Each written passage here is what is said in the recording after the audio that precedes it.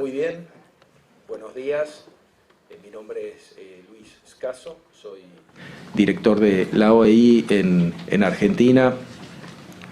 Es un gusto y un placer recibirlos, recibir a Cecilia y a nuestro profesor invitado Rui Trindade, quien se ha acercado de aquí cerquita, desde Portugal, a compartir con nosotros esta mañana de reflexiones.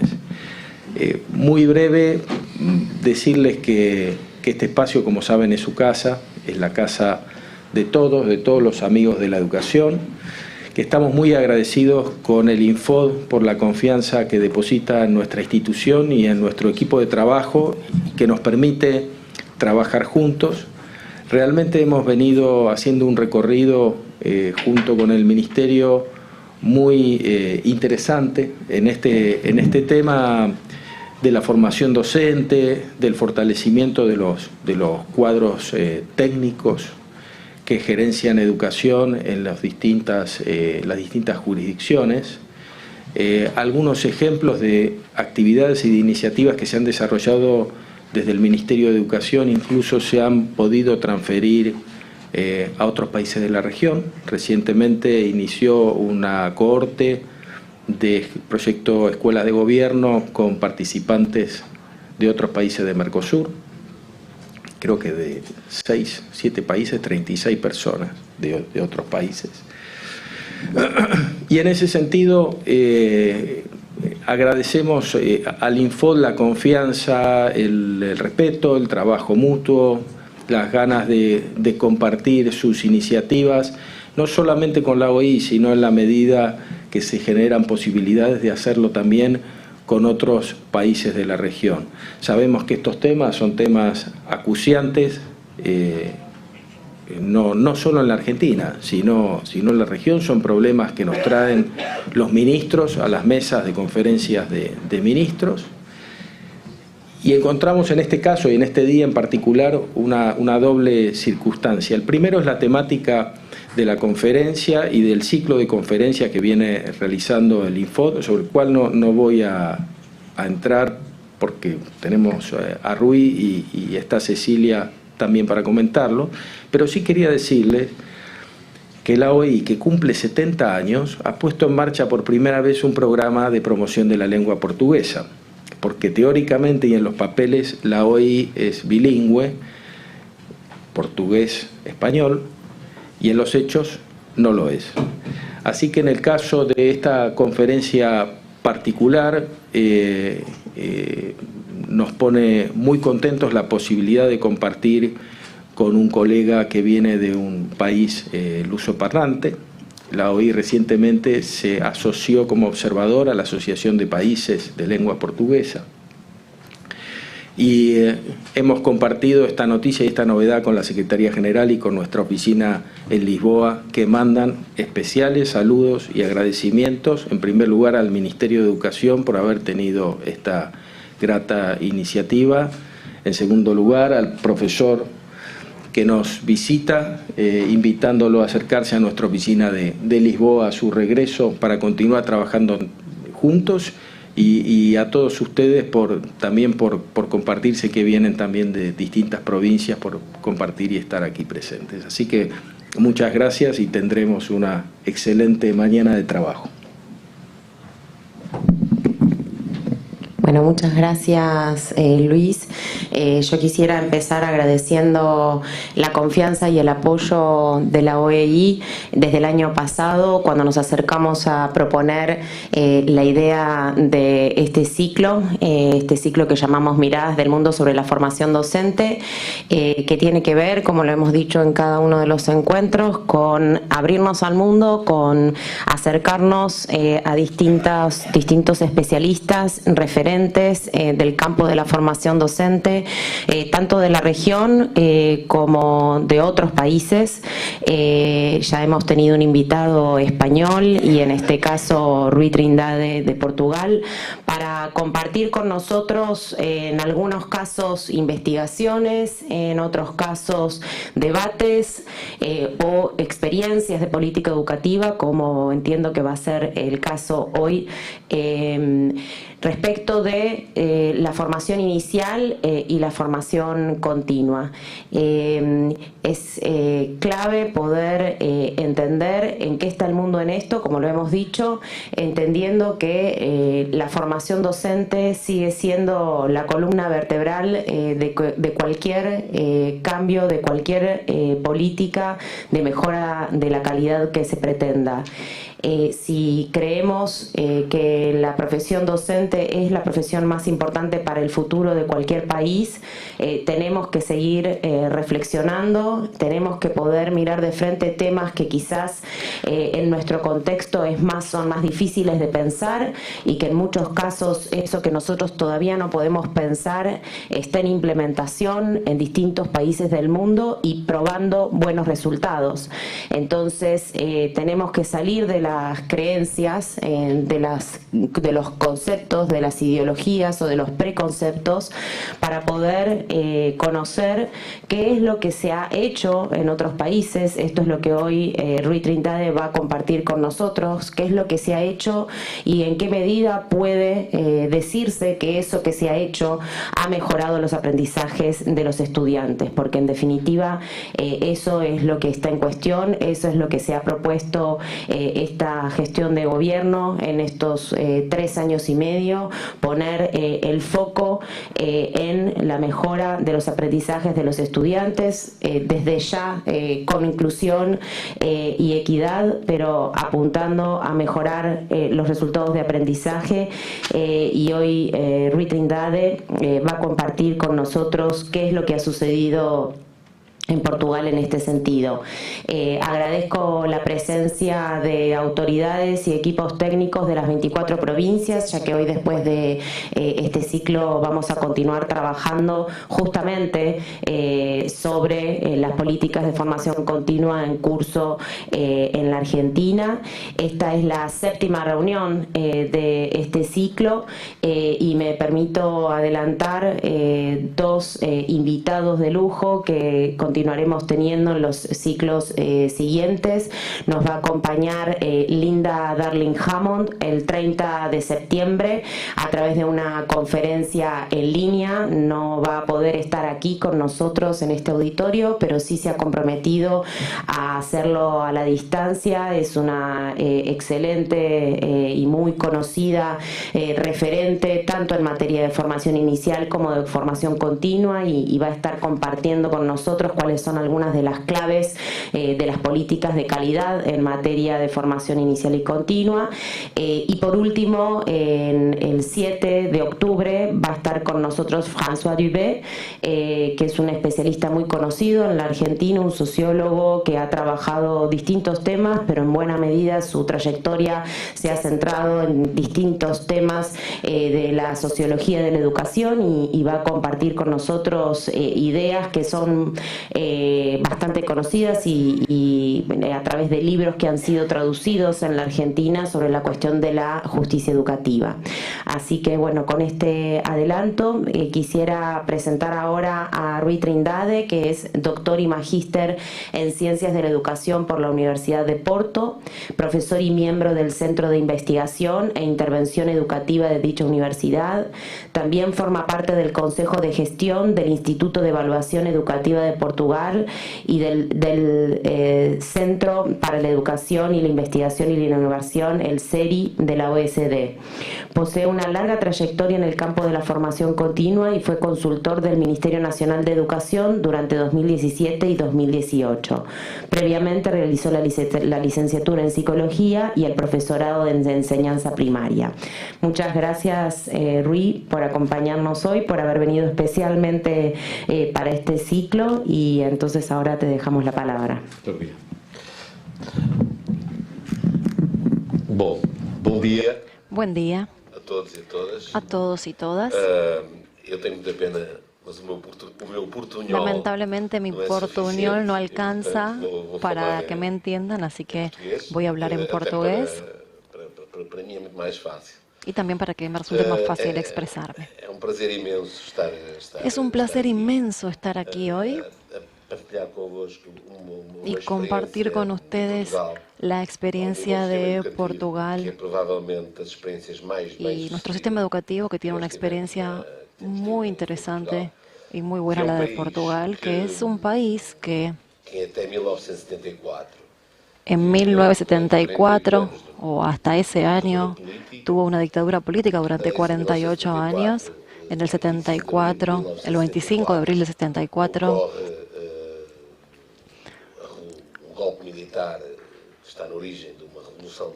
tuvo lugar un golpe militar que tenía como origen, en realidad, el regreso a la democracia, así que hace unos 40 y pocos años que estamos en democracia. Desde el punto de vista de las consecuencias educativas, Portugal era un país que en el 74 tenía alrededor del 30% de analfabetos. Solamente el 4% de la población llegaba a la enseñanza superior. Teníamos y seguimos teniendo muchos inmigrantes. En Portugal hay 10 millones de habitantes. Y tenemos también portugueses por todo el mundo. O sea, es un país pequeño en la península ibérica. Siempre tuvo cierta tensión con el vecino, España. Pero es un país entonces que era pobre, que había tenido un imperio colonial, que después en el 74 llegó la Revolución Democrática y ahí se desmorona ese imperio. Y teníamos algunas colonias en África y Asia que luego se indemnizaron, como Angola, Mozambique. Y luego empieza a ser un país inminentemente europeo. Es verdad que el elemento clave de la historia del país fue haber entrado en la Unión Europea, y gran parte del éxito de Portugal tiene que ver con este ingreso a la Unión Europea, porque tiene que ver con la entrada de dinero, de ciertas implicancias. Yo, desde el punto de vista político, soy europeísta, pero me parece que independientemente de la democratización de la Unión Europea, Portugal es lo que es por justamente pertenecer a la Unión. Y la formación continua de profesores, y esto se relaciona, el éxito de nuestra formación continua de profesores tiene que ver con la entrada a la Unión Europea. Entonces es un país cuya mayor riqueza es las personas, los recursos humanos. Desde el punto de vista de los recursos naturales, somos muy pobres. Tenemos una zona marítima inmensa por explorar, pero en términos continentales es un país pobre. Y respecto de la formación de profesores, esto surgió hace 25 años, porque en Portugal la primera ley del sistema educativo fue aprobada en 1986, y 6 años después salió el primer régimen jurídico de formación continua. Esto es para decir que sabemos que en educación las cosas suelen ser más lentas de lo que nos gustaría que fuera.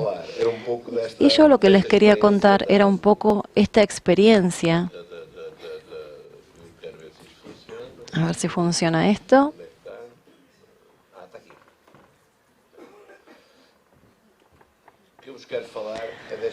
Lo que quisiera contarles entonces es la experiencia.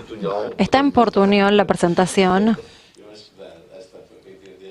Creo que se va a entender, pero les quiero contar la experiencia portuguesa respecto de la formación continua. Y con esto me refiero a la experiencia que fue legitimada por el Estado. Porque antes de 1992 había formación continua, pero no estaba reglamentada, no estaba legislada. dependía de la buena voluntad de cada uno. Entonces yo me voy a referir a la experiencia organizada de formación continua en Portugal, que tiene 25 años, cuya importancia para Argentina como para otros países quizá no tiene tanto que ver con que sea una experiencia que pueda reproducirse, sino más bien con que es una experiencia que eventualmente podría inspirar.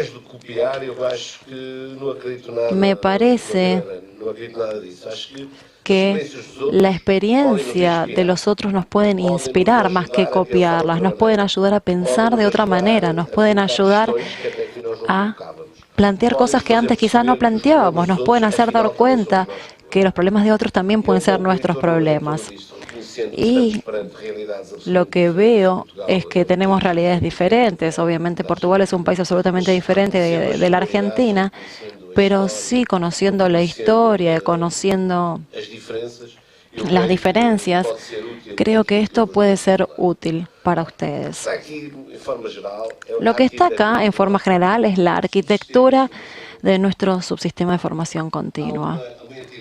Existe una entidad que es el Consejo Científico Pedagógico de Formación Continua, que es la del medio, del cual yo soy presidente.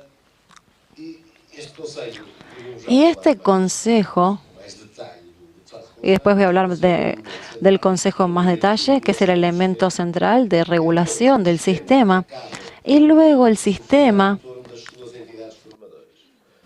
funciona alrededor de las entidades formadoras, que son los centros de formación para las escuelas, las asociaciones académicas y pedagógicas, los sindicatos, los centros de formación y asociaciones de enseñanza superior, y luego un conjunto de instituciones académicas, científicas, ONGs. Y algo muy interesante es el hecho de los departamentos del Ministerio de Educación que también tienen centros de formación. O sea, el propio Ministerio de Educación, a la hora de proponer alguna acción de formación continua, tiene la validación del Consejo Científico Pedagógico. Esta es nuestra arquitectura. Este Consejo Científico Pedagógico de Formación Continua es una entidad que tiene una función reguladora. Reconoce quiénes son las entidades que pueden realizar formación. Entonces, cualquier entidad formadora que exista debe tener la validación del Consejo. Esta es la entidad también que aprueba las acciones de formación, como cuestiones pedagógicas, científicas, y como sucede muchas veces, hay acciones de formación que son muy interesantes, pero no tienen nada que ver con los profesores. Por eso es importante que el Consejo es el que autoriza el funcionamiento o no de esa formación. También define quién es el formador y dónde. ¿Qué significa esto? Alguien que se candidatea para ser formador de matemática. Vemos el currículum de esa persona y decimos, bueno, didáctica y matemática no podría ser las dos cosas, pero sí matemática, viendo el currículum. O sea, ese es el trabajo que nosotros hacemos a partir de la evaluación del currículum vitae de las personas. Y también vemos cuáles son las acciones que Portugal realiza en el extranjero. Y también hay una función que yo no puse aquí, porque quizá no tiene tanto que ver con la formación continua, que es la formación especializada. Los profesores portugueses, por ejemplo, para ser profesores de educación especial, tienen que tener una formación en un área de la docencia, matemática, biología, educación primaria, infancia, etcétera. Pero si quisieran hacer formación especial, tendrían que hacer un curso de formación especializada. Y ese curso se hace en una educación de enseñanza superior. Y luego, quien valida esa formación, quien considera que esa formación es la adecuada para el ejercicio de ese cargo, es el Consejo Científico Pedagógico de Educación Continua. Nuestra única función es regular, verificar si Las entidades formadoras realizan aquello que se habían comprometido a hacer. Eso no es nuestra función. Esa es la función de la inspección general, ¿sí?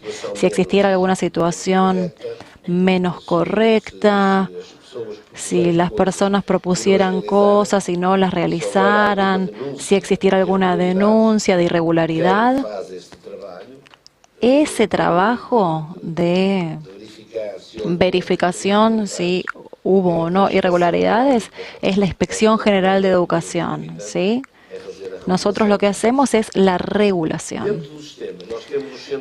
Dentro del sistema tenemos los centros de formación de sesiones de escuelas, que es el círculo más grande, por eso es el más importante desde el punto de vista de las acciones que se hacen. Y los centros de formación de sesiones de escuelas son las entidades formadoras más antiguas de Portugal. Cerca del 75% de las acciones de formación que hacemos en el Consejo son de estos centros de formación de sesiones de escuelas. Después, el resto viene de las otras entidades. Pero este es un dato muy importante y luego vamos a ver por qué. ¿Y cuál es la importancia de estos centros de formación de las asociaciones de escuelas? Es que es la entidad más activa de nuestro sistema portugués. Esta es la arquitectura del Centro de Formación de Asociación de Escuelas. Este es un centro de formación que presta servicios a un conjunto de escuelas. Y presta servicio a un conjunto de escuelas en un territorio dado. Pueden ser 4, 5, 7, 8 escuelas o grupos de escuelas. Lo importante aquí es que el director de este centro de formación es electo por las escuelas. La comisión pedagógica tiene un representante de cada escuela. Y dentro de la entidad formadora hay algo llamado Consejo de Directores, donde se hacen reuniones con los directores de las escuelas. O sea, el Centro de Formación de Sesión de Escuelas está profundamente vinculado con las escuelas y con el trabajo que se realiza. Y esto significa algo muy importante, y es que... Pero antes de pasar a la siguiente diapositiva, quiero decir que este Centro de Formación de Sesiones de Escuelas crea la posibilidad de que las acciones de formación desarrolladas por los centros se correspondan con las necesidades señaladas por las escuelas. Acá no hay un intermediario. Están representados los centros de formación y de los centros de formación pueden tener incidencia en qué es lo que más les conviene. Esto en teoría, ¿no? Después en la práctica quizá existen otras cuestiones, pero que voy a mencionar. Pero en teoría, este es un elemento muy importante de la formación continua, que tiene una relación muy profunda con la vida de las escuelas, con las necesidades de las escuelas y las necesidades de los profesores. Luego, otro elemento fundamental acá son las modalidades de formación. La modalidad más activa son los cursos de formación. Y después voy a explicar qué son estos cursos, que en el 96 tenían 83,9% de las acciones y en el 2007 45,4% de las acciones. Y los cursos de formación lideraban y tenían muchos también talleres de formación que se empezaron a incorporar, por eso bajó esta cifra. Estas son las dos grandes modalidades de formación en Portugal, por opción de las entidades. También hay cursos y también hay talleres de formación. Pero además hay otra modalidad que de vez en cuando aparece, que son los círculos de estudio. Un círculo de estudio es una modalidad de formación en la que los profesores deciden estudiar un tema. Y para poder hacerlo, quieren estudiar ese tema y se hacen reuniones con un estudio en conjunto, con la supervisión de un formador, pero se hace un estudio en conjunto. Básicamente es un tema que les interesa estudiar, no tanto desde el punto de vista de la intervención. El círculo de estudio no tiene tanto que ver con la intervención directa, sino que tiene más que ver con darles a los profesores en esos conjuntos temas que luego serán útiles para ellos en su intervención. Por el contrario, los talleres de formación están organizados para que los profesores realicen su formación, que tenga un momento que se llamaría la formación calificante, que es cuando tienen acceso a un conjunto de saberes y una evaluación. Por eso, los formadores en principio realizan, por ejemplo, un curso de formación y después se define con ellos qué podrían hacer dentro de su aula. Luego van al aula, hacen un trabajo en el aula y el trabajo que hacen en el aula, después de eso, vuelven al grupo de formación y discuten y conversan. Y básicamente es eso, ¿sí? Esos son los talleres de formación. Después tenemos también los proyectos de formación, que son minoritarios, y los proyectos de formación tienen mucho que ver con esta dinámica de los talleres también. Pero con los proyectos de formación son o tienen una dinámica bastante cercana a lo que llamamos los proyectos de investigación y acción. Los proyectos de formación son proyectos que tienen que ver con una forma de investigación, en el sentido de comprender situaciones, de tratar de encontrar respuestas y de validar respuestas. Después tenemos también seminarios que son bastante similares a los cursos de formación. Y finalmente tenemos algo que yo traduje como pasantía, que en este caso es difícil. Cuando yo trataba de contarle a Florencia, ¿dónde está Florencia ya que me estuvo ayudando? Muy bueno el trabajo de Florencia que me ayudó. Y acá estábamos pensando cómo se traduce estallo al español. Y llegamos a la conclusión con el apoyo de Bárbara, la traductora, en llegar al término pasantía. La única diferencia es que acá, esta pasantía, cuando estamos hablando de este tipo particular, es al final de la formación inicial, y esta pasantía se hace cuando ya se recibieron de profesores. Es un poco raro, yo creo que en 25 años tuvimos 7 u 8 pasantes así, de este estilo, pero es un tipo de trabajo en el que hay grupos de 4 o 5 personas que son supervisados por un especialista y realizan su trabajo. Básicamente es esto. Entonces, después de haber dicho esto, y hablando un poco de las potencialidades y vulnerabilidades del sistema portugués de formación continua, ¿qué podemos decir respecto de las potencialidades y vulnerabilidades? Para evaluar algo, tenemos que tener criterios de evaluación. Y el criterio que yo traje aquí, o sea, cuando hablamos de potencialidades y vulnerabilidades del sistema portugués de formación continua, yo quiero mencionar el tema aquí que sigue funcionando muchas veces con la lógica como reciclaje, o si ya funciona con la lógica empoderadora. Esto es lo que tenemos que pensar. Entonces, cuando yo hablo de las potencialidades y vulnerabilidades, pongo como referencia estos dos tipos de lógica. La lógica de la formación como reciclaje es la que más conocemos y me parece que hoy está sujeta a mucha crítica, pero todavía está presente en la cabeza de muchas personas. Acá los profesores no se considera esta formación la posibilidad de superar la incompetencia y la incapacidad de los docentes. Es como si fuera una operación ortopédica, ¿no? Como que te falta un brazo y te rompes un brazo y te ponen un yeso. Bueno, la función acá de esta formación sería poner ese yeso.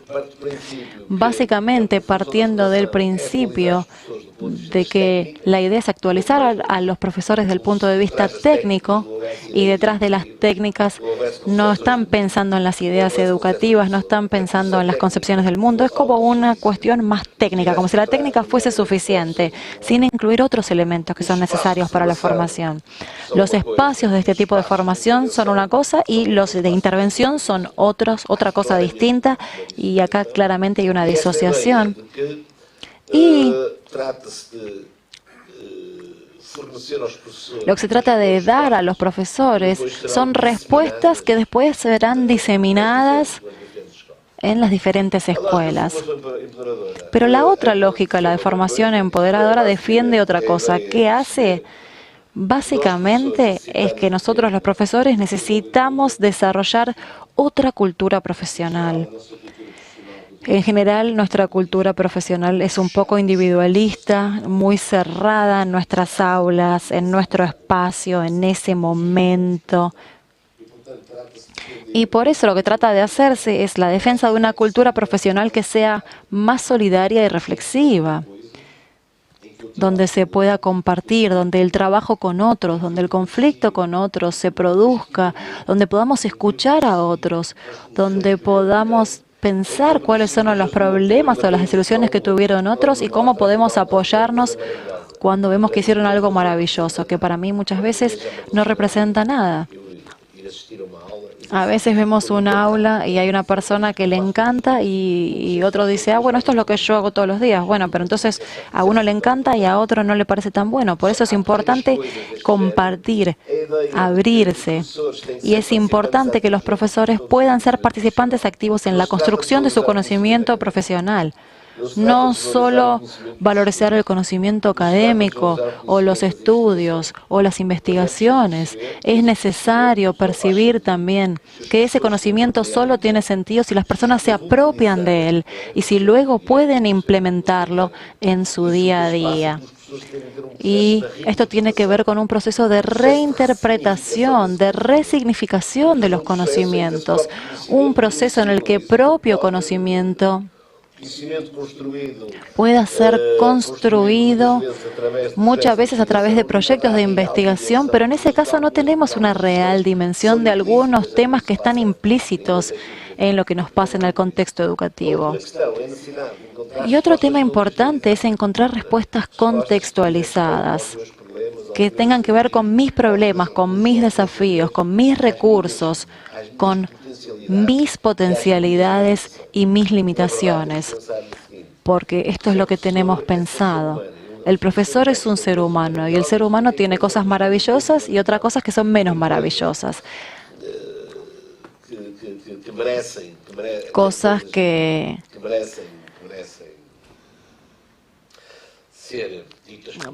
vale la pena decir públicamente y otras que tenemos que cambiar. Por eso es importante percibir que acá estamos hablando de ejes con contras y virtudes. Pero acá muchas veces vemos que está todo pensado para ambientes abstractos, pero lo importante sería poder llegar a este alma dentro del cuerpo, y ahí es donde la formación puede ser fundamental. Entonces, con estas dos lógicas, yo diría que las potencialidades del sistema de formación continua en Portugal son los proyectos de formación, porque la gran mayoría son desarrollados en los centros de formación de las sesiones de escuelas. Por lo tanto, estos proyectos de formación no son decididos ni por la administración educativa, en Portugal está en Lisboa el centro, ni por las instituciones de educación superior. Por lo tanto, las instituciones de formación superior, las universidades, los institutos politécnicos, participan de la formación a través de los propios centros de formación. Pero esto no está en manos, o la formación en teoría está en las manos de los profesores, pero para mí esto es una buena potencialidad, que esté en manos de los profesores de alguna manera. Las escuelas terminan teniendo un margen significativo de autonomía y de decisión sobre el tipo de proyectos de formación a desenvolver. 75% o más de las acciones se desarrollan en los centros de formación de las asociaciones de escuelas.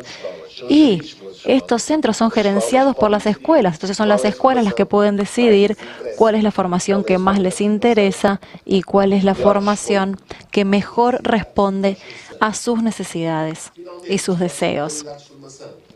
Finalmente, las modalidades de formación que les presenté están bastante diversificadas y pueden así responder a las diversas necesidades de formación de profesores. Yo diría que estas tres dimensiones son dimensiones que son potencialidades.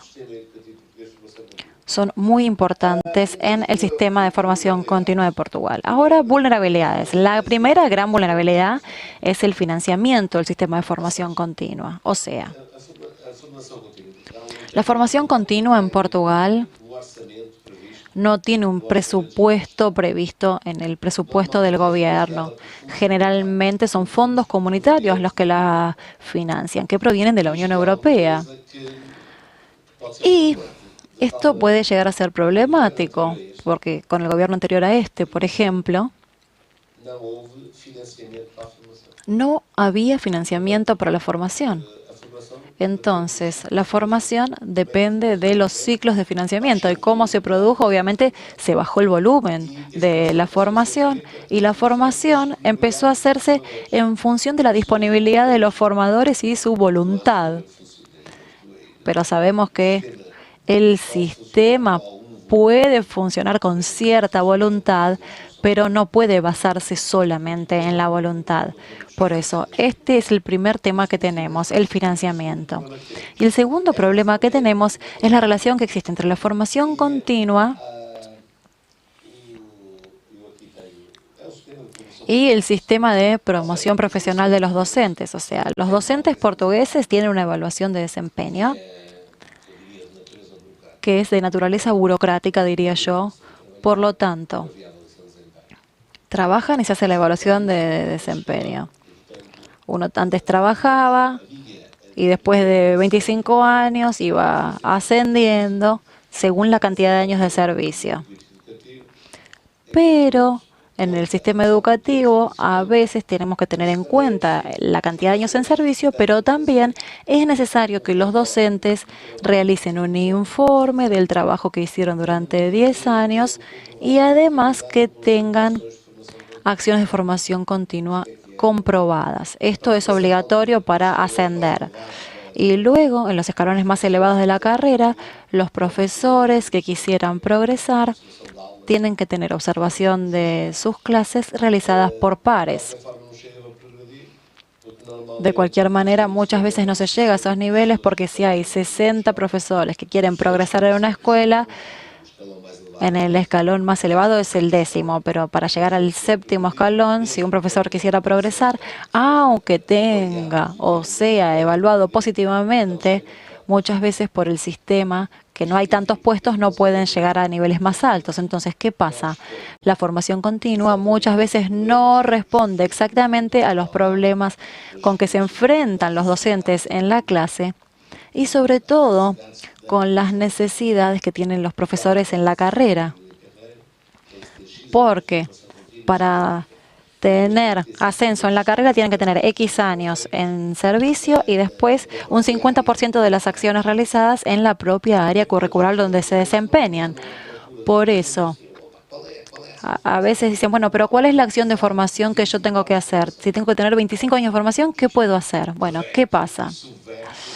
Esto, obviamente, termina afectando la formación continua y los temas que maneja, porque no es una respuesta que se dé en cuanto a la necesidad que yo siento para responder a un problema o para construir un proyecto. La formación continua se construye de forma tal en que yo tenga la cantidad de créditos suficientes para que yo pueda evolucionar en mi carrera. Y por lo tanto, estas dos serían las vulnerabilidades. Hay otra vulnerabilidad que tiene que ver, como yo les contaba, los centros de formación de sesiones de escuela, en teoría, permiten que las escuelas decidan cuáles son las acciones de formación que necesitan en función de los proyectos educativos. Pero lo que sucede en realidad es que muchas escuelas La relación con la formación continua es claramente burocrática. Esto es, las escuelas no tienen una estrategia de formación continua desde sus órganos de gestión. La formación continua es algo que en el fondo va a estar ligado a la progresión de la carrera de los profesores y por eso muchas veces dicen, bueno, hay que tener el formador, sí, bueno, que hay un formador muy eficiente, vamos a llamar a este formador que es muy eficiente para que venga con nosotros. Si esa acción de formación de ese profesor sirve o no para las necesidades de esa escuela, no importa. Muchas veces se trae uno que fue eficiente en otros lados. Entonces, ¿qué pasa?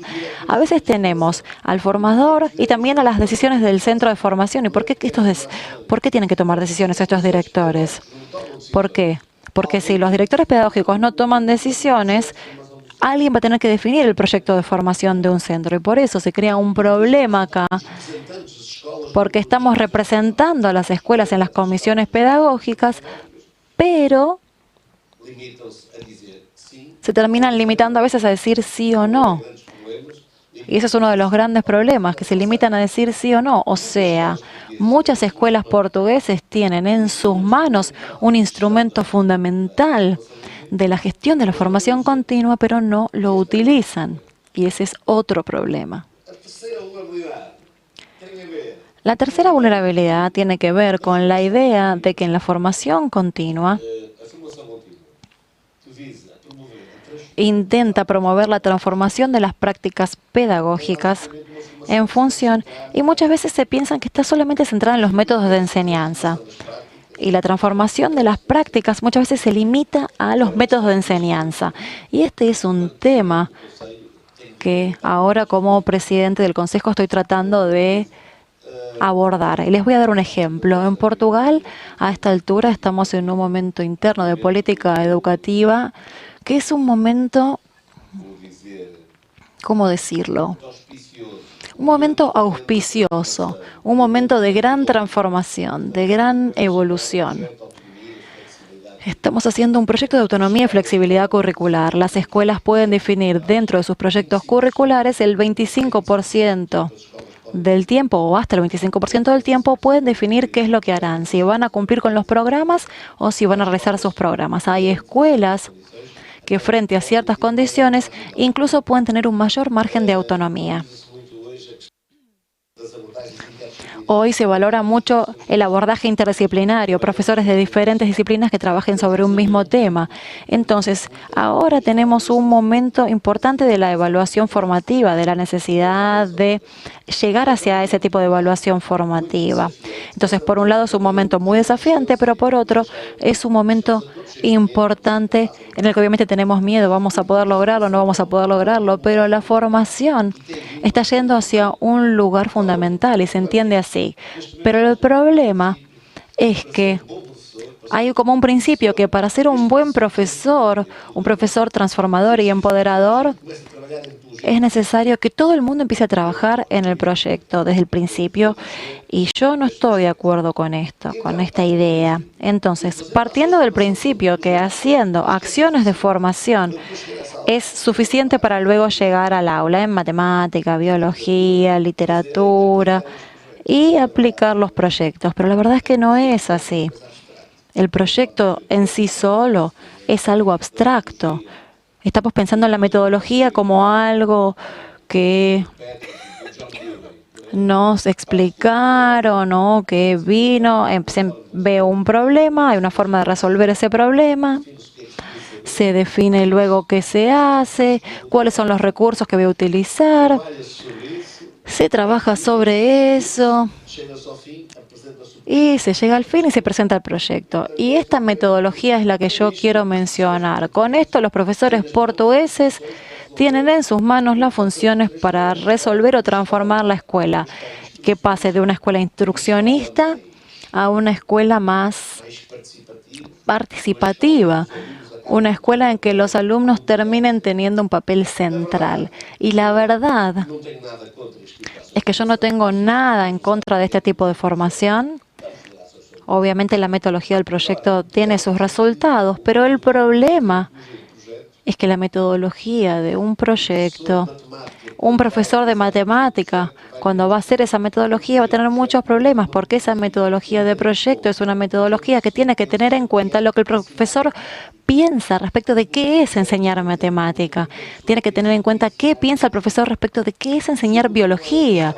Porque si yo me pongo a pensar que enseñar matemática es ser capaz de resolver problemas y yo entreno a los alumnos para eso, la metodología del proyecto no servirá.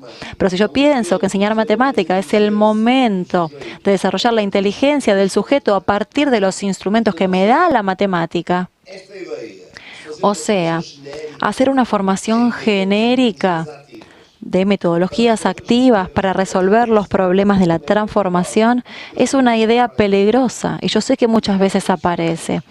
Los más tradicionales suelen decir, la metodología es una cosa menor, lo importante es que el profesor sepa del tema. Llega a la clase, transmite y el problema está resuelto. Y nosotros sabemos que no es exactamente así. Yo soy profesor de enseñanza superior, tengo colegas, yo soy profesor de varias cosas. Uno de ellos, de los temas que enseño, es psicología de la educación en la facultad de ciencias. Se forman profesores de matemática allí, de biología, de geología, física, química, para dar clases en secundaria. Y mis colegas de matemática saben de matemática, saben muchísimo de matemática, son especialistas, son grandes nombres de la matemática, pero son pésimos profesores, porque no alcanza con saber matemática. Y también está lo contrario. Obviamente, si no supieran nada de matemática, no podrían dar matemática. Pero saber matemática, para ser profesor de matemática, es una condición necesaria, pero no es condición suficiente. Y la respuesta a esto es esta. Lo importante es la metodología. Y la verdad que no es eso. ¿Por qué? Porque lo que yo quiero traerles acá es transitar de la evaluación formativa o de la evaluación selectiva a la evaluación formativa. No tiene solamente poder construir portfolios o carteras, sino poder percibir por qué es que existe la evaluación selectiva, y hay que entender cuáles son las creencias y los presupuestos conceptuales y las ideas de vida que existen detrás de la noción de la evaluación selectiva. Y la transformación hacia la evaluación formativa implica una redefinición de mi formación. Y acá, esta es una de las grandes resistencias en Portugal. En Portugal no quieren aceptar esto. Hay un hombre muy famoso, Neil Schulman, que es un americano que trabajó sobre cuestiones de formación de profesores, que dijo lo siguiente: la verdad, si hay un profesor, cualquier especialista que tiene un conocimiento, es el conocimiento del contenido pedagógico. Esa es su idea, no es mía. Conocimiento continuo pedagógico. ¿Qué es el conocimiento continuo pedagógico? Es el conocimiento que yo tengo, o es aquello que yo sé que puede continuar con alumnos de edad X, Y y Z. ¿Qué quiere decir esto? Obviamente, un profesor tiene que tener conocimiento académico y científico, sí. Tiene que tener conocimientos de psicología, sí. Tiene que tener conocimientos de administración escolar, sí. Conocimientos del estado de la educación, sí. Pero estos conocimientos solo tienen valor e impacto si luego se transforman en algo dentro del aula que a mí me permita tomar decisiones a partir del trabajo que estoy realizando. Y este es el problema que existe en Portugal, la desvalorización del conocimiento científico en función de la evolución del conocimiento metodológico, partiendo, por supuesto, del conocimiento científico, que es algo de los abordajes más tradicionales, y el conocimiento metodológico tiene que ver con los abordajes más metodológicos. Y esto es algo que estamos desperdiciando conocimiento. ¿Por qué? La metodología del proyecto o el aprendizaje basado en la resolución de problemas puede ser un instrumento fantástico de transformación de las prácticas educativas, pero no es solo la cuestión metodológica, también hay una transformación de mi propia relación con los saberes. Les voy a dar un ejemplo, ya estoy por terminar con esto, pero les voy a dar un ejemplo. Yo tengo mi acción cuando un profesor de mis jóvenes alumnos que se convirtieron en profesores de matemática, física, química, biología. Yo trataba de explicarles una vez qué era el constructivismo. Y mis alumnos no entendían. Constructivismo, profesor, ¿cómo que alguien construye saber si no hay un conocimiento para construir saber? ¿Cómo es posible? Y como que a mí me estaba costando transmitir el mensaje. Entonces, ¿qué hice? Tuve una idea y a la clase siguiente llevé mi material, el material que yo usaba cuando enseñaba en primaria. Y llevé el material que usaba con mis chicos de matemática y se los llevé y eran juegos de matemática. Entonces dije, ¿cómo es que un niño o niña llega al conocimiento? Bueno, esto es constructivismo también. Constructivismo es resignificar el saber, comprender la lógica del saber, apropiarse de esto. ¿Entendieron todo? Y cuando estoy juntando todo, viene un alumno que estaba en cuarto año de la licenciatura, tenía 4 años de educación superior encima, sabía más matemática de lo que yo voy a saber en mi vida, y se me acerca y me dice, profesor, esta es la primera vez que tengo noción de lo que está diciendo. Yo tengo suficiente matemática y conocimientos, pero si yo no entiendo la lógica detrás de la construcción de ese conocimiento, yo podría ser un matemático brillante, pero difícilmente seré un buen profesor. Cuando lo mismo me pasaba cuando yo ayudaba a estudiar a mis hijos, ¿qué hacía? Leía el libro antes, veía cuál es la dificultad.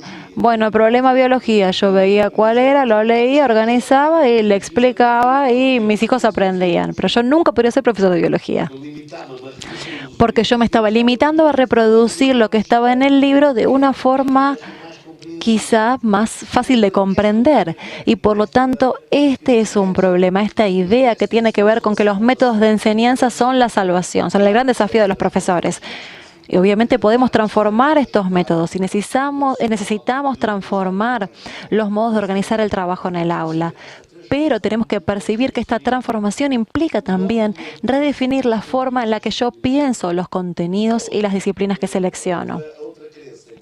Hay otra creencia en Portugal que ha generado algunas guerras entre directores de formación, que es que no necesitamos a los formadores para nada, basta con que los profesores se pongan a discutir entre sí. Y yo creo que muchas veces los profesores tienen las condiciones de poder discutir sus problemas, pero el gran problema es que a veces necesitan de alguien que venga de afuera y que los interpele, alguien que venga de fuera y los enfoque hacia nuevos problemas, alguien que venga de afuera y les muestre algunas de las dimensiones más interesantes del trabajo y otras que son las menos interesantes de su trabajo. Entonces, es como esta idea de que hay un formador que es alguien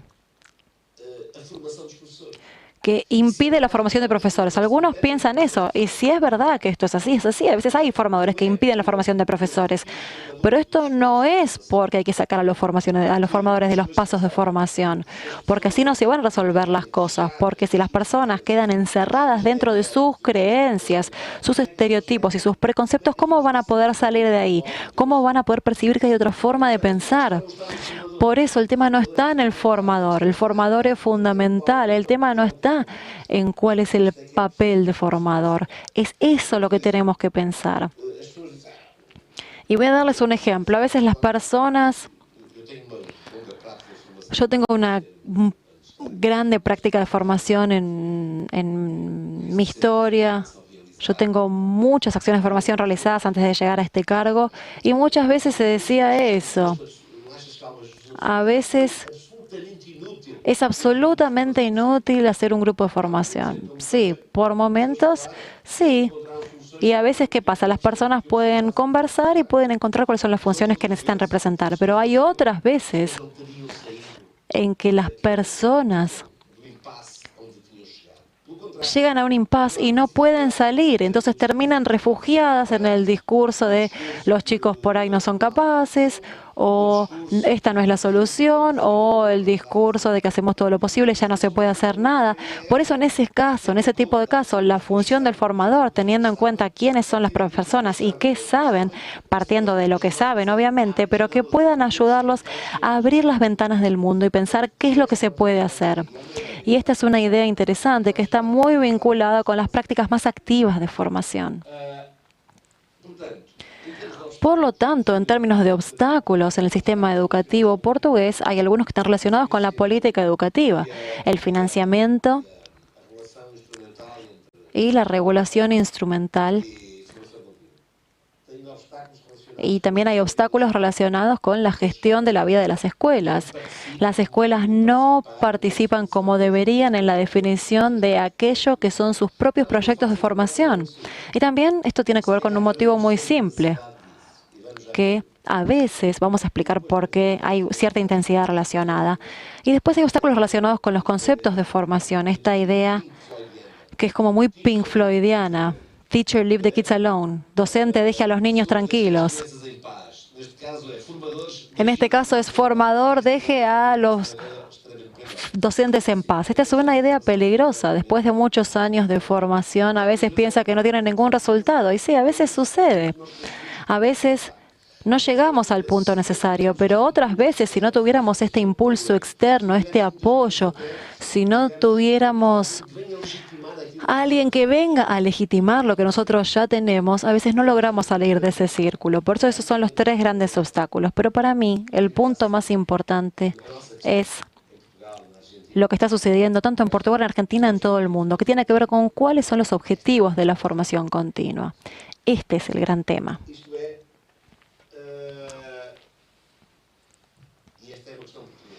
Y este es el tema en Portugal.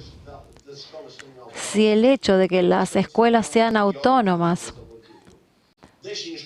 para diseñar los planes de formación continua, si la idea es esto, es dejar a las personas en paz, que los profesores encuentren sus esquemas, pero mi duda es que algunos profesores van a poder encontrar sus esquemas, pero va a haber otras escuelas y otros profesores que no encontraron ningún camino, ni van a encontrarlo. Por eso hay que pensar si es condición necesaria la autonomía de las escuelas o si es condición suficiente para que los planes sean vistos como planes de formación empoderadora. Y para mí, la autonomía de los profesores y de las escuelas es condición necesaria, pero no es condición suficiente.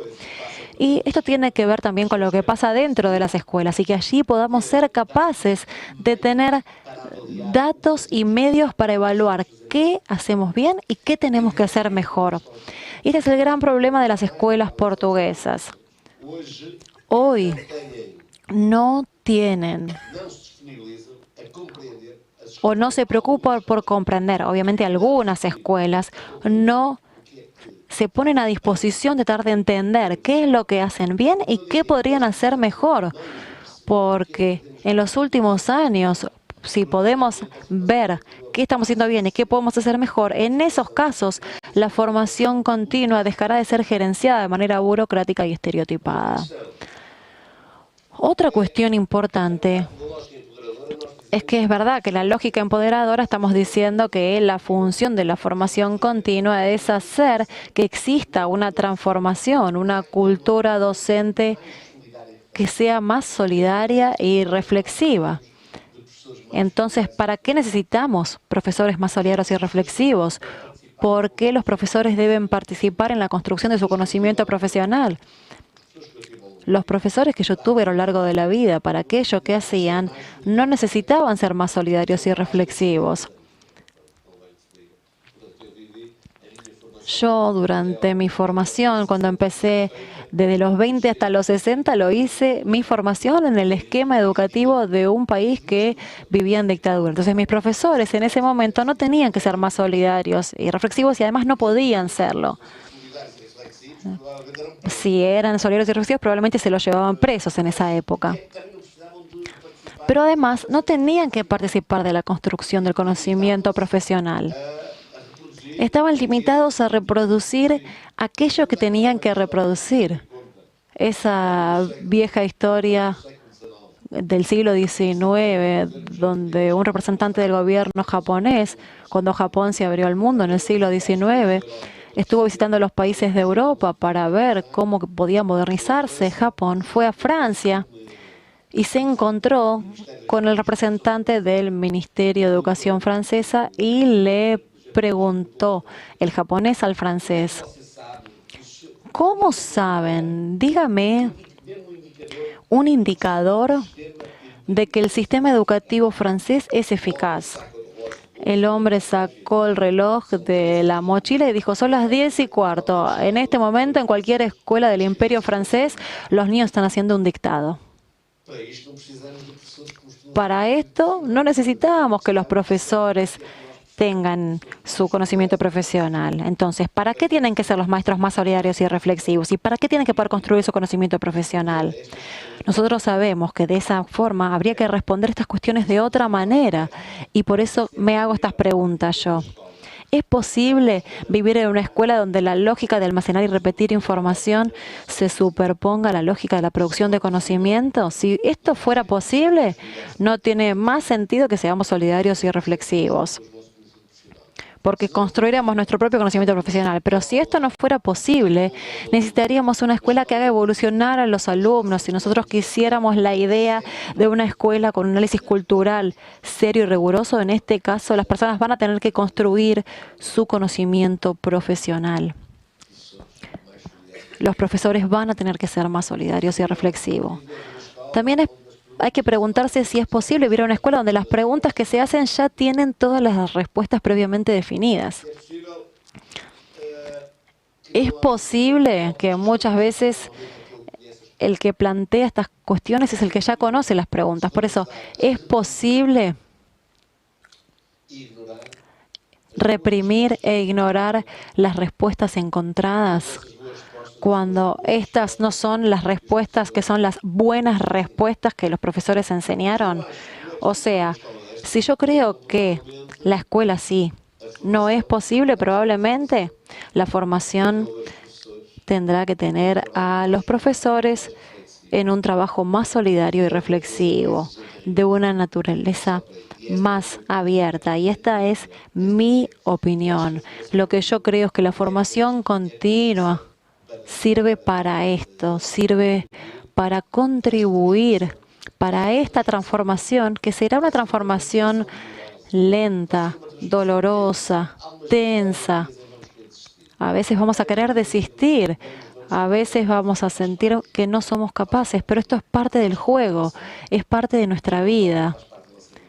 Pase lo que pase, es parte de nuestra vida, pero hay algo que hay que hacer y la formación puede contribuir con esto. Si la formación no trata de contribuir con esto, entonces puede seguir funcionando como ya funciona en algunas escuelas y centros de formación de Portugal, que es algo que sirve para que los profesores puedan ascender en su carrera. Y por eso los alumnos de los centros de formación no son más ambiciosos por este motivo, ¿no? Y no son más coherentes con aquello que defienden. Porque la pregunta es esta. ¿La formación existe para rehabilitar la instrucción como un modo de acción pedagógica, para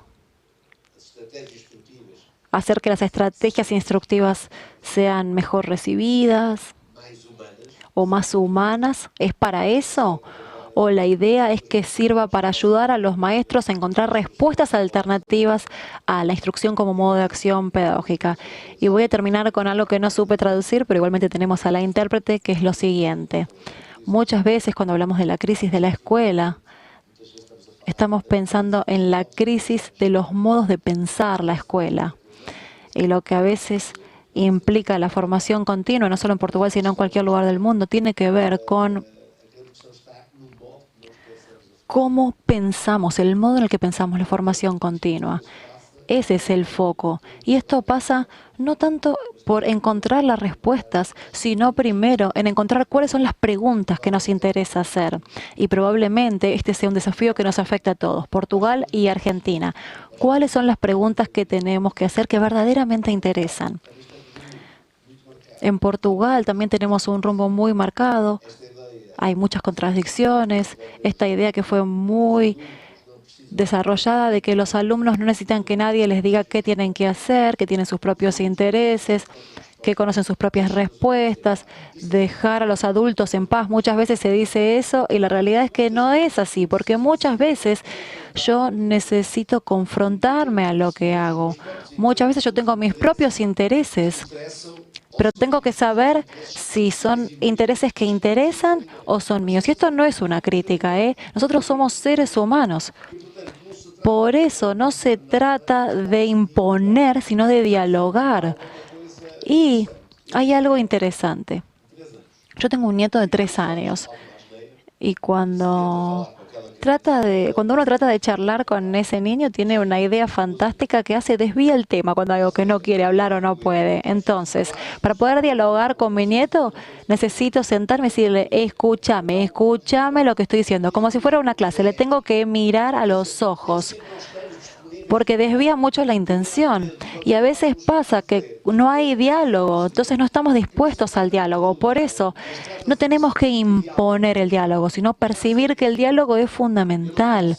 Yo no puedo, incluso frente a un profesor que piensa completamente distinto a mí, tengo que encontrar la forma de dialogar con él o con ella, porque si no encuentro esa posibilidad de dialogar, no voy a poder tener una influencia sobre ese docente. Y esto implica entonces repensar todo el curso de la formación continua y el discurso de la formación continua. Porque el discurso de la formación continua muchas veces es un poco angelical, ¿no? Como que uno está en el cielo donde todos estamos de acuerdo, todos pensamos igual. Y exactamente por esta idea de que pensamos todos que estamos en la misma, ahí es donde surgen los problemas. Muchísimas gracias.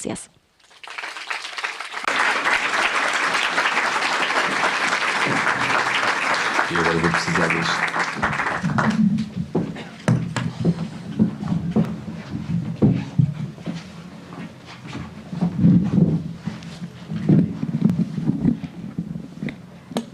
Bueno, muchas gracias, Rui Trindade. Voy a abrir a preguntas, comentarios. Seguro los hay, fue muy sugerente la conferencia, conectada, creo yo, con muchas preguntas también y con las distintas políticas que están en curso en la Argentina. Así que, bueno.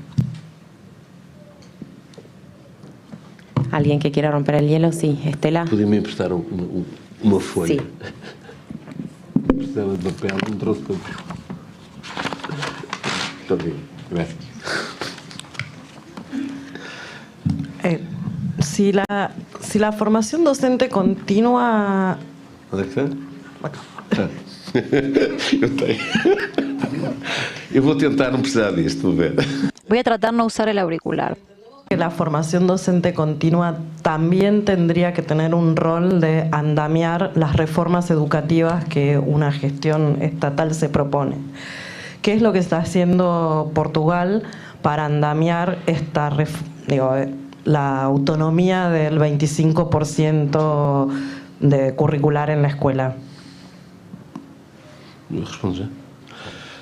Estou inteiramente de acordo consigo.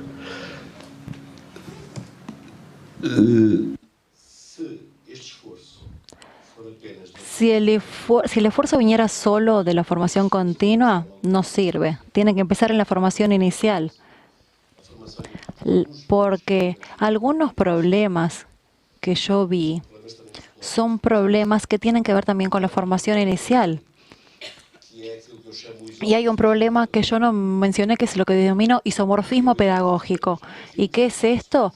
Que es que lo que yo hago como formador, la forma en la que organizo el trabajo, la forma en la que dialogo, la forma en que recomiendo, que evalúo, la forma en la que comprendo las dificultades y las uso para potenciar el diálogo, que es esto que estoy diciendo, que habrá que hacer en el aula, yo también lo tengo que hacer en el espacio de formación.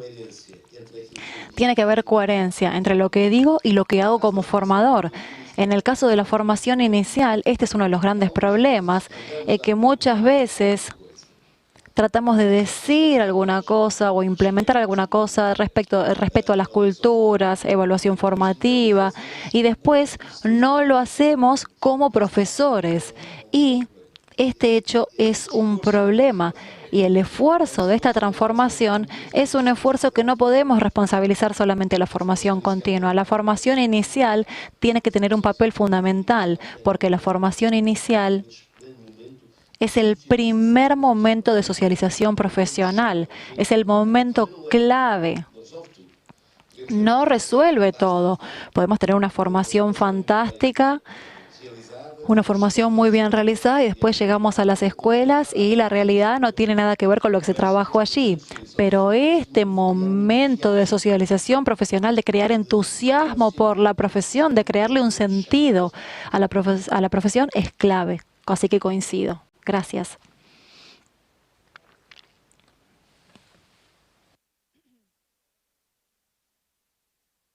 Que nos compartió, y una pregunta acerca de la autonomía de las instituciones en los planes de formación. Comparto lo que usted ha dicho porque, bueno, en parte de experiencia uno viene haciendo, digamos, en la temática. ¿Qué mecanismos está Portugal generando para acompañar esos procesos de autonomía que pareciera ser que no tienen la capacidad para poder diseñar sus planes de formación?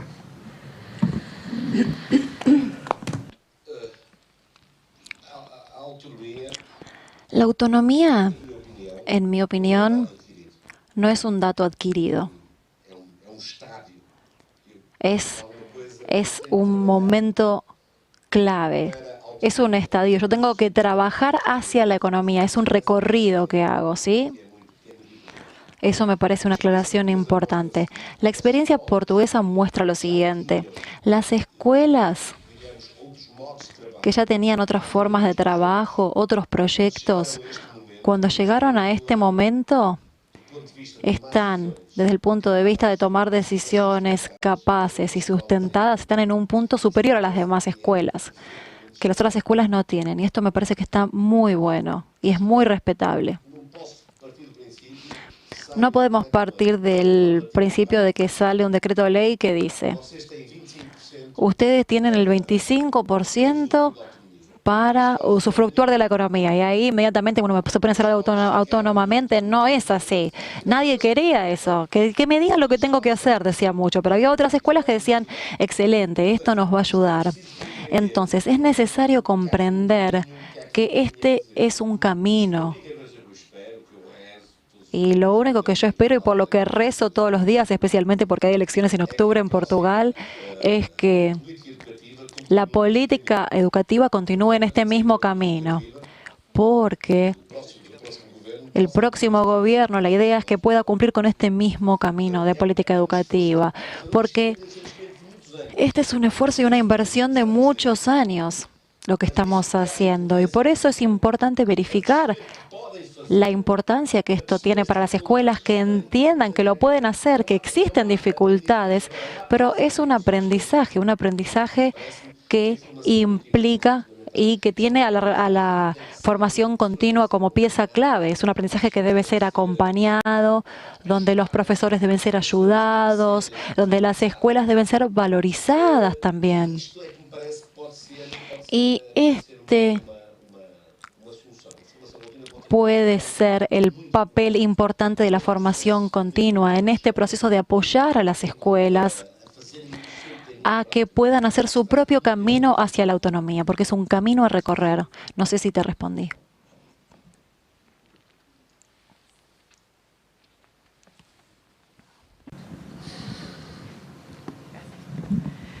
Sí, un poco en la dirección de la pregunta anterior. Quisiera saber específicamente qué rol tiene el Consejo en el diseño de instrumentos o de marcos generales para, más allá de las normas regulatorias, acompañar como este pasaje de la lógica más de reciclaje o burocrática en la definición de la formación continua a una lógica más empoderadora. Si es que han diseñado algún tipo de instrumentos o de estrategias en ese sentido. Muito obrigado pela questão. Gracias, sí. El Consejo, yo soy presidente desde el año pasado del Consejo, hace un año. Cuando yo llegué, ya existía lo que yo les conté de los cursos de formación, los talleres de formación, esas modalidades ya existían y era algo muy claro respecto de qué es y qué sirve, para qué sirve cada una de esas modalidades. El Consejo, en relación con la política educativa, tuvieron cambios que fueron acompañados por cartas donde nosotros explicábamos cuáles eran los criterios, qué pensábamos, y esas cartas implicábamos mandarlas, dejábamos que trabajaran por un tiempo y hacíamos reuniones directas con los propios directores de los centros. Fue así. Ahora lo que me parece es que el contacto directo con los directores es fundamental y más probablemente, y esta es la decisión que nosotros pensamos tomar, respecto de la posibilidad de tomar algunos proyectos piloto que valga la pena divulgar, no en el sentido de cópienlo, sino en el sentido de mostrar qué se hizo. Mostrar, por ejemplo, la importancia de la dimensión científica pedagógica, mostrar cómo es que la evaluación formativa puede hacer que evolucionen los profesores de matemática, física, química de ese grupo, cómo se puede trabajar más directamente. Y el Ministerio hizo algo muy interesante que permitió que hasta el final del año que viene, en Portugal, no sé si acá en Argentina es así también, ahora están de vacaciones, ahora nosotros ahora estamos de vacaciones, estamos de septiembre a junio, ese es nuestro año lectivo. ¿Ustedes es como Brasil?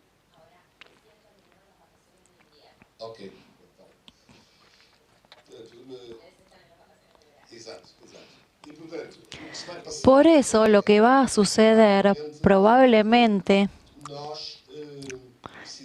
sea que nosotros... disculpen, me estaba con el Ministerio.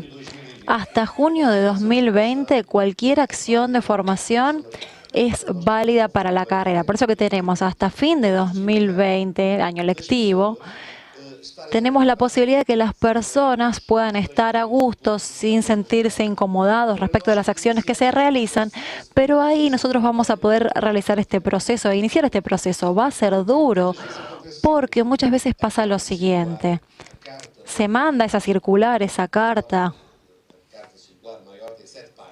que son cartas de 7 páginas. Cuando digo 7 páginas, hay gente que dice, ¿7 páginas? ¿Qué tanto? Y es raro que a los profesores les parezca mucho 7 páginas, pero bueno, en cualquier caso, hubo profesores que les pareció súper interesante la carta y a veces necesitamos el cara a cara con ellos, porque lo que nosotros escribimos ahí muchas veces no es interpretado de la misma manera, no porque sean ignorantes, sino porque tienen su propia experiencia de relación con las palabras que no es exactamente la misma que la nuestra. Entonces, este va a ser un año de gran esfuerzo para nosotros en el sentido del trabajo de hacer algo más directo y no con grandes grupos. Vamos a trabajar con grupos pequeños para poder avanzar en este sentido. Pero es complicado porque esta visión de que las metodologías o las ontologías son suficientes para la formación es algo que está muy enraizado. Va a ser difícil cambiar un poco esta situación. Y sabemos que en un año no vamos a hacer todo el cambio de metodología o de enfoque, pero es algo que tenemos que hacer.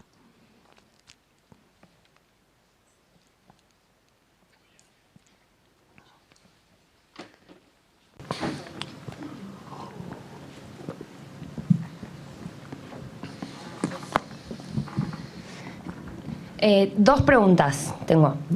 Una, vos hablaste de los centros de formación y quería saber si cada uno tiene un equipo fijo de formadores que dependen de cada centro, que por lo que entendí los eligen ustedes desde el consejo. Y por otro lado, ¿cómo es el proceso que hacen las escuelas para pedir capacitación a esos centros? ¿Dónde se realizan las capacitaciones? ¿En un lugar geográfico? ¿O cómo es todo ese proceso? Muito bem.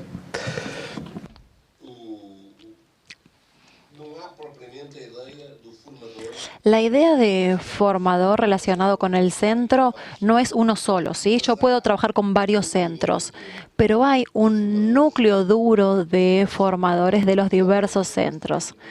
Con el paso de los años fueron construyendo núcleos duros, pero no es que haya una relación uno a uno relación contractual donde ganen dinero por la formación que hagan a nivel contrato, sino que trabajan por acción, ¿sí? Pero la realidad es que los centros de formación tienen formadores que son relativamente fijos, porque ya sabes que cuando haya una acción de formación en el área de evaluación de niños en primera infancia, sabemos que le van a ir a golpear la puerta a este señor y este señor va a estar disponible. Y también pasa otra cosa. Yo puedo proponer una acción de formación a mi centro, yo formador, yo Rui Trindade, propongo a mi centro de formación una acción de formación y esta acción puede ser realizada en otro centro de formación también por otro formador, siempre que esté acreditado por nosotros como capaz, ¿sí? Existe esta posibilidad también. El segundo tema, las escuelas. ¿Cómo es que esto debería funcionar? Las escuelas a nivel de consejo pedagógico deberían tener una sección de formación continua. Y la idea sería que no es tanto definir el proyecto de formación, sino más bien que la escuela sea responsable de construir ese proyecto de formación. ¿Y qué quiero decir? Que tienen que dialogar con los profesores, tienen que dialogar con los resultados, tienen que verificar. Tenemos acá un conjunto de problemas con los niños o niñas de determinado medio social. Nuestro porcentaje de niños que no aprenden a leer a la edad correcta está alrededor del 30%. ¿Qué vamos a hacer al respecto? Entonces, esto no es solamente formación continua, sino es algo que pasa dentro de la escuela. Si la escuela tiene la discusión correcta, esto va a impactar la forma en que la escuela definirá el proyecto de formación. El problema es que muchas escuelas dicen, bueno, no hay nada que hacer. Listo, son niños de franjas pobres, ya está, esto fue siempre así. Ahora van a venir los de educación a decir que esto cambia. No es así. Pero si no discuten, esto termina teniendo efectos o un impacto en la formación que se realiza no con nuestros problemas, sino que responde a las necesidades de los profesores. O sea, que el problema no está en el centro de formación ahí. El centro de formación está organizado de forma tal en la que pueda ser un elemento potenciador. El problema está en las escuelas donde esta reflexión no se hace. Por ejemplo, en Portugal tenemos exámenes en el 9º año, que es antes de entrar a la secundaria, es el 9º año. Y después tenemos ahí otro examen en el secundario. Basándonos en estos exámenes hay una prueba de evaluación, que es una prueba de evaluación que no tiene un impacto cualquiera en la clasificación final de los alumnos. ¿Qué quiero decir? Estas pruebas de evaluación que se hacen muestran los resultados de qué está haciendo la escuela y qué tiene que hacer mejor la escuela. El Ministerio de Educación, este ministerio, logró que el IAB, el Instituto de Evaluación Profesional, hiciera por escuela y por alumno, a través de un sistema increíble, información sobre los puntos fuertes y los puntos débiles de los alumnos. ¿Para qué? Con esto las escuelas pueden tomar conciencia de qué hacen bien y qué deben mejorar. Pero esto es algo que hay que discutir y el problema es que la mayoría de las escuelas portuguesas no lo hace. Si lo hicieran, probablemente esto tendría implicaciones en el modo en el que afecta el plan de formación. Pero como esto no se hace, el plan de formación es aquel que muchas veces ni siquiera lo hace la escuela, sino el director del centro. Es el propio director del centro que va, discute con los directores, con los profesores, conversa con ellos y crea ese plan de formación que funciona como si fueran clientes y muchas veces no en función de los desafíos que tiene esa escuela, sino de las necesidades de un profesor en especial. Y eso no es una mala noticia, no sé si mala noticia para Portugal, ¿no? Pero lo que tenemos que ver acá es que con 25 años de formación, la evolución que tuvimos fue muy interesante para mí y a pesar de esto seguimos teniendo problemas. Entonces, seguimos teniendo problemas y dificultades de esos problemas, ¿sí?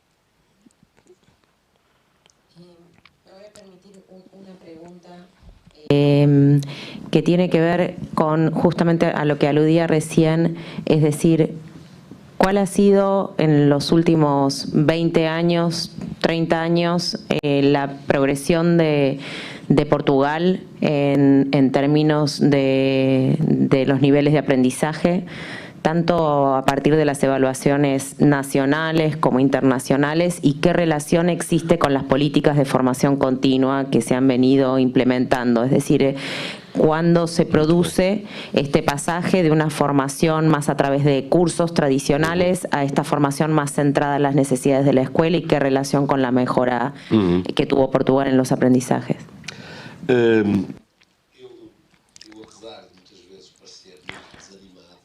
Voy a decir una cosa que puede llegar a desanimar un poco a ustedes respecto de lo que pasa en Portugal, que es así. Obviamente hubo un progreso claro en Portugal y en el 74 teníamos 30% de analfabetos, lo digo nuevamente, y hoy el analfabetismo está prácticamente reducido a quizás los más viejos, a las personas más viejas. Está alrededor del 5%. O sea que sí hubo un progreso claro, pero cuando yo empecé a trabajar en el 79, yo quería convencer a los padres de mis alumnos de matricularlos en el 5º año de escolaridad. En el pueblo donde yo trabajaba, la mayor parte de los padres, yo les decía, la escuela era obligatoria, pero los niños llegaban al 4º año y gran parte de ellos se iban a trabajar ya.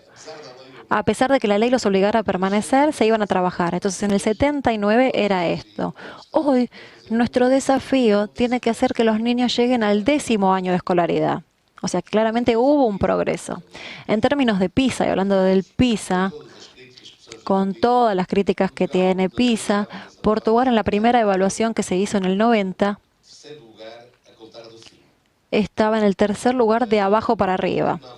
Y la última que hizo ya está por encima de la media en ciencia, matemática, lengua. Entonces, obviamente, hubo una evolución, un progreso. En el caso del PIRLS y del TIMSS también.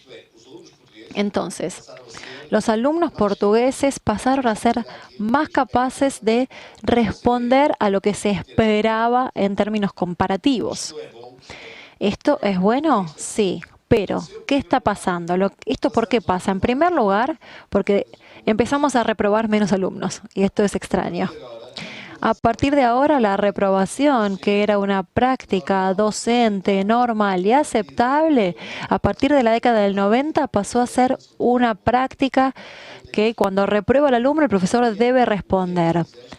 ¿Por qué lo hizo o qué hizo para que ese alumno pudiera mejorar? O sea, ¿qué podría haber hecho? Entonces, ¿qué pasó? Esto es algo que se instaló. Y en este caso, las respuestas a esto muchas veces no eran muy buenas. Muchas veces la respuesta era capacitar a los niños o niñas. Y ahí se ve una diferencia. ¿Y saben qué pasó con el PISA? El PISA, la prueba PISA,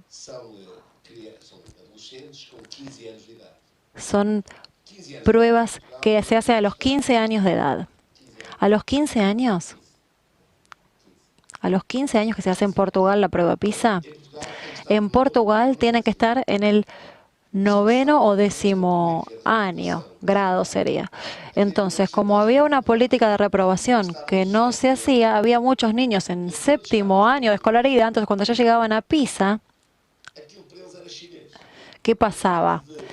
Como el hecho de no haber reprobado significa que tenían más oportunidades. Claramente hubo también más entrenamiento, más evaluaciones y más entrenamientos. Pero ¿saben qué? Este rechazo a aceptar que la reprobación de los alumnos es algo inevitable tuvo mucho que ver. Y voy a explicarles qué hago cuando un alumno empieza a mostrar dificultades de aprendizaje. La escuela hoy tiene medios para tratar de identificar y encontrar respuestas para eso. A veces las respuestas no son las mejores, pero por lo menos está ese esfuerzo. Y esto me parece muy interesante. En la formación continua, cómo pasamos a estar mucho más atentos al tema de la evaluación, a las respuestas a las dificultades de aprendizaje. Y no siempre la formación es de calidad, pero el hecho de que esto sea una prioridad ahora fue un elemento fundamental en los cambios. Nuestro problema hoy en Portugal es que mejoramos en PISA, mejoramos en las pruebas internacionales, tenemos cada vez más alumnos que llegan a la secundaria. Entonces, ¿por qué tendríamos que cambiar? Nos preguntan. ¿Por qué tiene que cambiar la política educativa? ¿Por qué tiene que haber autonomía y flexibilidad curricular? Porque nuestros alumnos portugueses mejoraron mucho en algo que es la capacidad de reproducir información.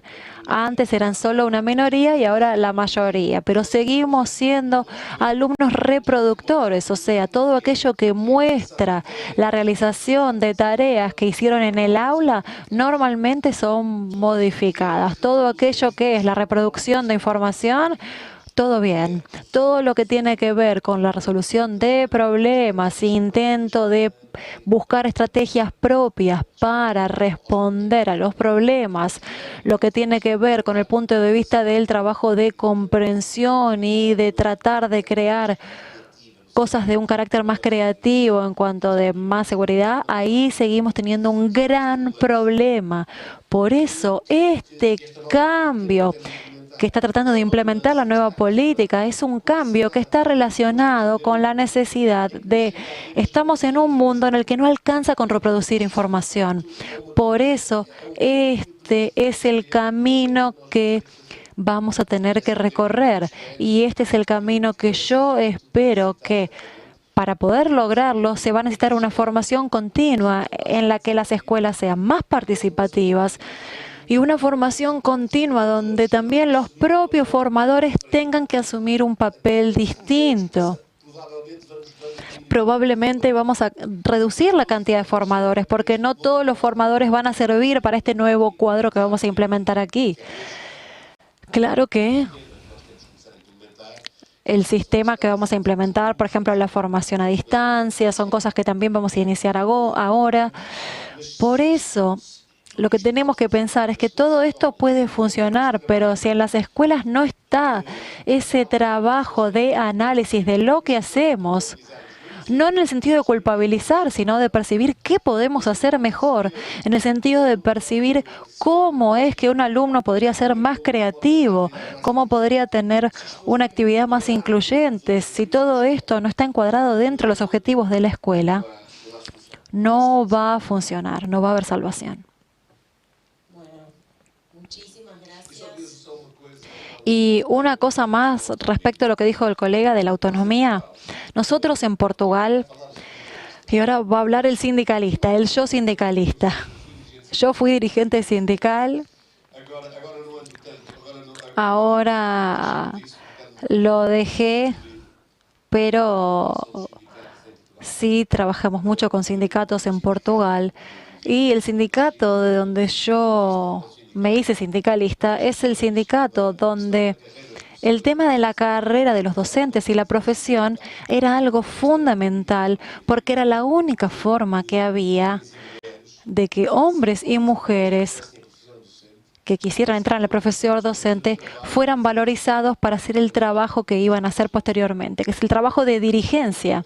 Porque cuando yo terminé la escuela en cuarto año de escolaridad, solo 4 de nosotros seguimos estudiando. De un grupo de 40 estudiantes, en mi época, solo 4 seguimos estudiando. El resto se fue todo a trabajar. Esa escuela es una escuela hoy mucho más exigente. Nosotros mismos nos vimos a desafíos y objetivos que hoy en día son mucho más ambiciosos.